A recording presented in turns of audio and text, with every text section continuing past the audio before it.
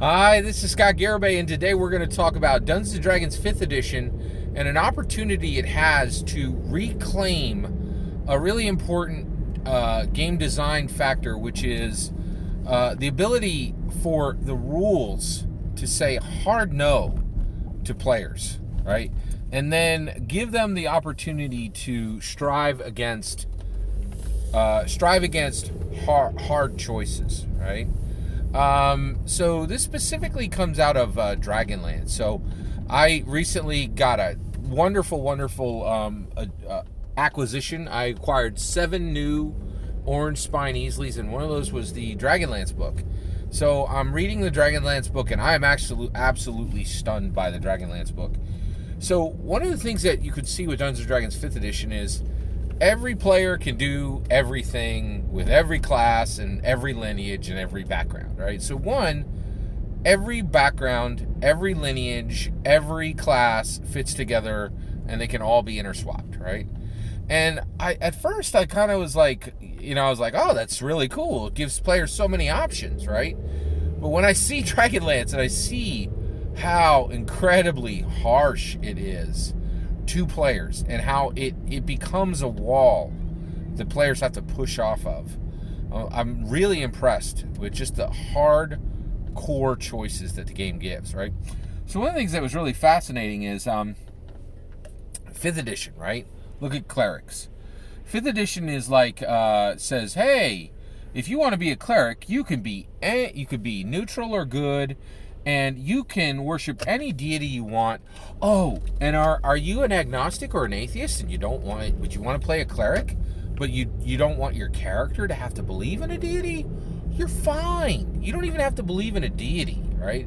Your powers can be gotten from just the core concept of good, right? And you're like, well, how would good just like manifest power for this character? It doesn't make any sense, right? But there's this desire within Dungeons & Dragons 5th Edition to just say yes to everything, right? And allow whatever truly special, unique thoughts, exist in each person to be totally free, right? But the problem is, it means that there really aren't any hard stops on what a player can do and what a player can't. Like, you can have a fighter bleed into magic user. You can have a wizard get really good with swords, right? And the problem is just getting worse and worse and worse. There's so much, Dungeons &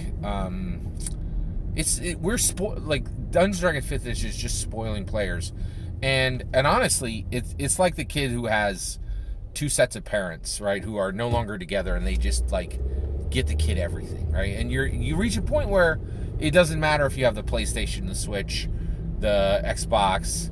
You have a $2,000 PC, you just get sick of having stuff, right? Like, and I think that's really where we're at with 5th edition. But when you look at Dragonlance, I was just blown away.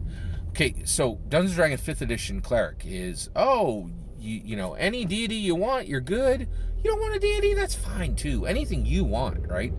But like, I couldn't believe Dragonlance. Dragonlance was like, hey, there's 18 true gods on this planet, right? And you could get your powers from any of the goods or any of the neutrals.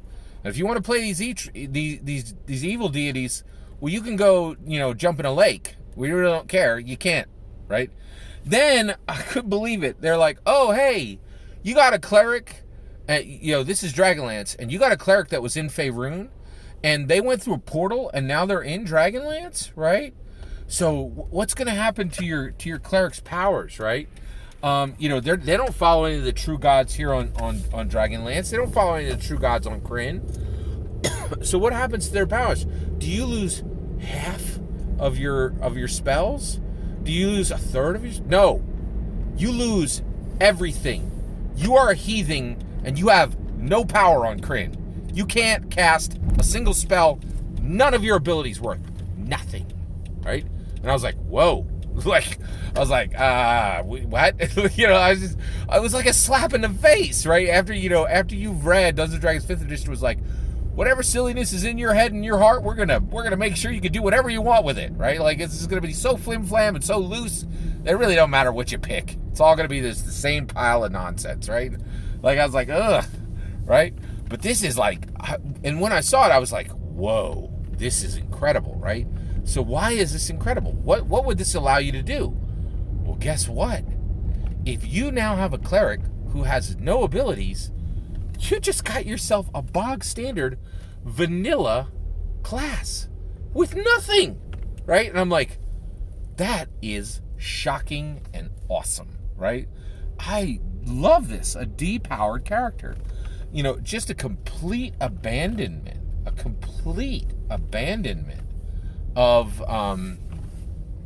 any kind of game balance, complete abandonment of trying to assuage, of trying to impress, of trying to give the player everything. It's just a complete disregard for choice, and it's just like, we don't really care. You're a cleric. You're from Faerun. You come to Kryn. You have nothing. You are nothing here, right? You are a bog standard dirt farmer on this planet. Welcome to Dungeons and Dragons, right? And what I think is really incredible is by allowing this, by just having these hard stops in the narrative, hard stops in the world. No, these aren't all Lego pieces. They don't fit together, right? This lineage isn't going to connect with this class. This background isn't going to connect with this lineage, right? You look at it and you're like, this is right in the game's history. And frankly, right there, like, the ability to play a character that has no abilities is nowhere in Dungeons & Dragons 5th edition. So while, it's saying that you have more options, in some ways, you have less. Right? So I think there's an opportunity for Dungeons & Dragons 5th edition to build specifically a utility book that has hard limits and just smacks the player in the face, right, with reality, right? And it would be shocking, based on current 5th edition, right? But I think it could really stun people. And that's where we are right now. In Dungeons & Dragons 5th edition time and period, we get to stun players with stuff that comes out now. Because the reality is, we're in a very unusual time. 5th edition has been going on a little too long. Tashi's Cauldron of Everything just pulled the doors off the entire system. And it's crazy time now. And I love it. I'm all for it, right? But I would really love to see just a hard stop on some of these narrative options and really say, you know what? The two parents are back together. And there's going to be some you're just getting one set of Christmas toys this year. Like, the spoiling is done, right? Like, I'm just so fascinated by it, right? And I will tell you right now, if you can get your hands on an Orange Spine Easley 1986 Dragonlance book, I have never read a source book like this in my life. It is truly incredible. Check it out. All that's my opinion. I'd love to hear your opinion. What do you think? Do you think there should be more hard stops the way they did it old school OSR, like original Dungeons and Dragons, man? I'm really seeing the beauty of the system. Like, just hey, like, this is the way it is. This is the way. Yeah, I'd love to hear your thoughts. Let me know in the comments below. Please consider liking, subscribing, and have a wonderful millennium.